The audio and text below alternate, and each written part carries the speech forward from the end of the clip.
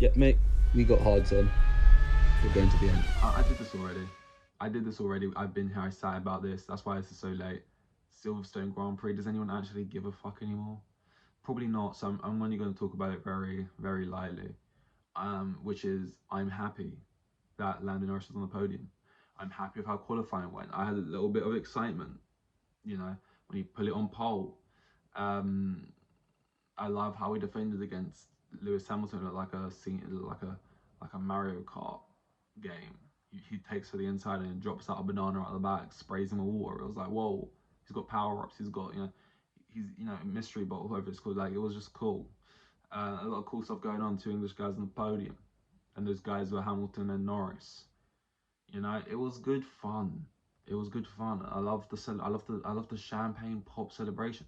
It's just great. It's just what you love to see. It was a good time at Silverstone. The safety car really helped things out. You got these like Haas cars who are basically, if I don't even think they're real. I think they're just cars put into the. I feel like Haas is a team that's just put in, because how is Gunther Steiner, a guy who survived this long, when you see people like Seidel fall and like Ronald McDonald, I can't remember his name, the guy who was at Ferrari. You see these people fall, right? And there's always one man, when the smoke and the dust settles, who remains? Gunther Steiner. And it's just like, he is just here to have drivers and a car that can occasionally create a safety car, something to spice up a race. Because like all of a sudden you're thinking, is it getting a bit dead? And then some irrelevant car in the back gets an engine failure, and all of a sudden, things are fun again. You look at Latifi and Williams. It's like, is this guy just here to create excitement sometimes? Championship's gonna end like this. Oh, Latifi, would you mind just sort of spinning? There we go. It's just like brilliant. We can't complain. It's a good time. I think other news outside of Silverstone even has sparked discourse though. And oh, I didn't even explain the reason I have to do this again. It's because there was audio issues. I was like cutting in and out, and I'm not going to put you through that. I'm not going to put you through that. I'll put you through that. So I had to do it again, and now it's like, what day is this today? I'm not even sure. I think it's exactly a week later. So a week since Silverstone, and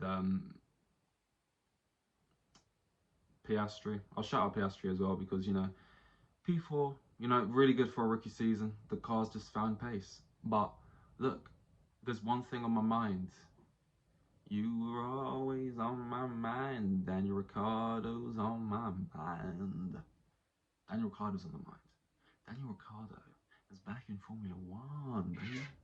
Oh my god, I don't think I've explained this on Hard Zone before yet, but I had this air freshener that like routinely will just spray out things at a random time, and it jump scares me every time. And I've had it for weeks and weeks now, and it's still, I don't know. Anyway, Daniel Ricciardo's back. Sorry, Nick De Vries. I do feel bad for you, Nick De Vries. Honestly, you never really got a fair shot. But my like feeling for Nick De Vries and how I feel sorry for him. A lot of people was like, oh, he only got given 6 months and he's a rookie. It's not fair. And it's like, that's so shallow. Like, it goes much deeper. I felt sorry for Nick De Vries even if he didn't get the 6 months. The guy won F2, and like, look, I know he didn't win it in his first season or whatever, but like, I think he in the season prior maybe, and I'm not like an F2 guy. I don't know the ins and outs of this type of shit, right? But I'm pretty sure he was in the era, right, of Norris, Albon, and Russell that season. Maybe the season prior he had to go up against Leclerc or something. I know he had a hard go at it. He had some of the best talented young drivers. It was a tricky era, and he eventually wins it. Never gets his shot, and you see people finishing fifth and finishing fourth and seventh, and not that high up, but they got money around them and they get their opportunity. You see people like Latifi get his opportunity, right? Don't think did he impress that much in F2? He then gets a seat in a Williams for how long? 2 years? 2 years too long.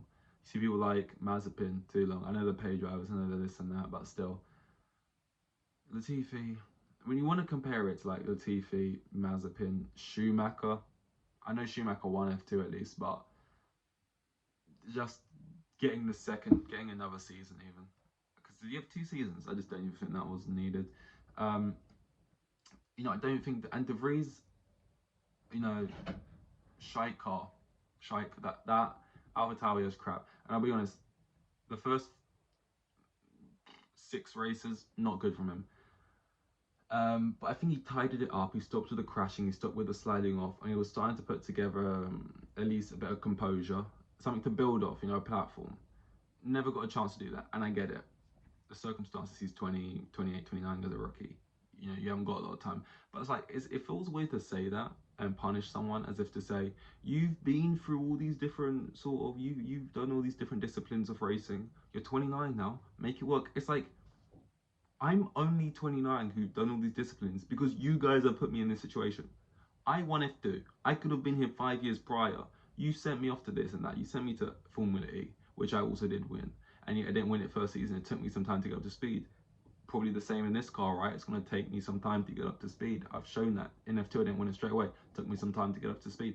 And it's like, people are saying this as like a detriment to me. Oh, you're 28 now. It's like, well, why didn't you give me the opportunity earlier then? You know, I once wasn't 28. You know, I once was 24 or whatever, and I deserved it, and you didn't give it to me.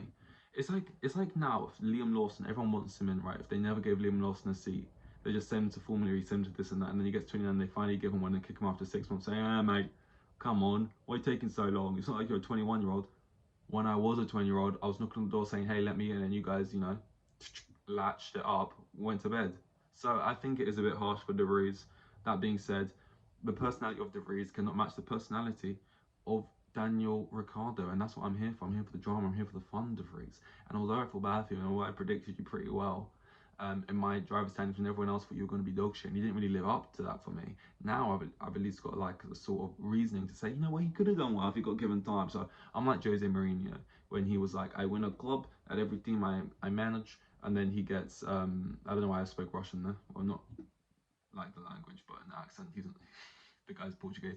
Um, and then he gets sacked before he can manage the Carabao Cup final. He's like, well, I would have won it. Why am I speaking in the Russian accent? I can't remember how Jose Mourinho sounds, but he's like, you know, if I had the opportunity to play the final, I was probably gonna win it. And like, it was Man City, it was very unlikely, but he can walk away with that and be like, I was probably gonna, I could have won it. You don't know. You sat me before I got the chance. That's like me.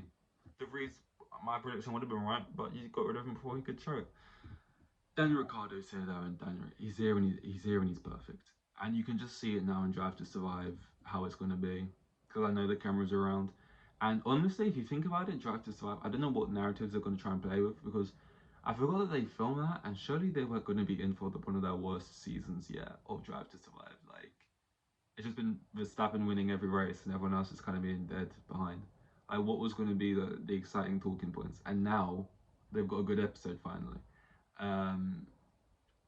Because you know it's gonna be like Will Buxton being dramatic, like, you know, when the sharks are out, they're out, you know, and when they smell blood, they kill. And you know it's gonna be Christian Horner sitting there like, you know, we had to make a decision. You know, Formula One is a cutthroat sport. And then it's just gonna be an empty chair, the black backdrop, you know, maybe boom mic in shot, and then who's gonna sit down but the olive honey badger? Yeah, fuck them all, but it's just gonna come back with whatever bullshit, you know. I'm a car mechanic, you know. He's gonna sit back down like, take two, I'm back, just smiling his fucking head off. And guess what? I'm here for, man. I'm here for it because Daniel Ricciardo's box office. I'm gonna continue with my agenda.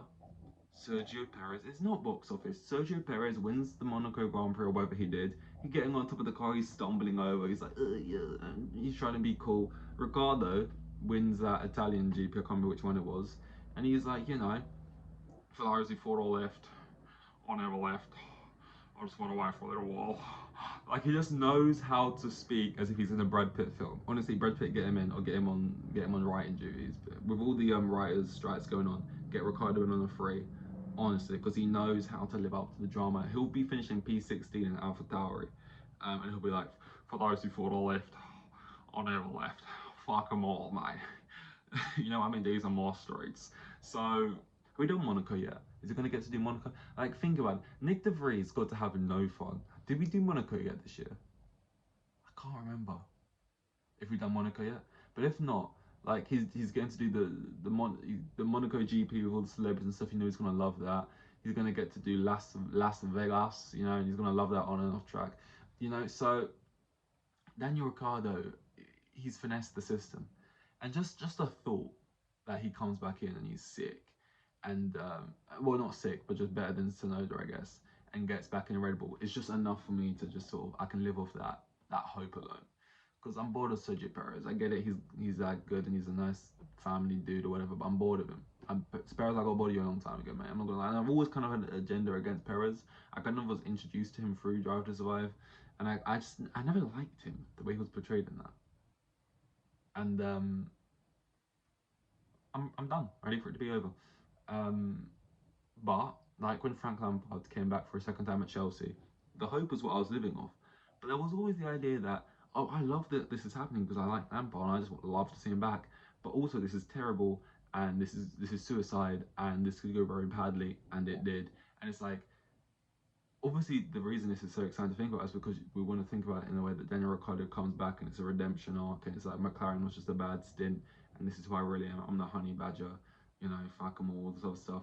But there is also opportunity, he comes back and he really has just lost the pace and he's not even good compared to Tsunoda and just crashing out all the time, and it's just misery porn. It's just even worse and worse, and it's like, oh, he should never have come back. This is even worse. We could have at least lived with like the false narrative that it was just a bad time at McLaren if he never came back. But now he'll give us concrete proof of if that's true or not. And it's like, that's what's scary. That's what scares me. Um, but we will see. I'm not sure which race is next. Why do I not know that? Where's my laptop? Oh, it's over there. I can't be asked to check. So I'm not sure what race is next. But Daniel Ricciardo is going to be sitting in it race week, and it's something to be excited about. It's something. It's a good little bit of content for the DTS, which that's how I go into the sport. And it's another little narrative, another little storyline to have in there. And you know what? If it's unfair for the race, but it's storylines. It's a bit of fun, and I'm here for it. I'm living for it, and you know, just dream for a second, would you? This is a dream. This is a dream. You know, dream on, dream on.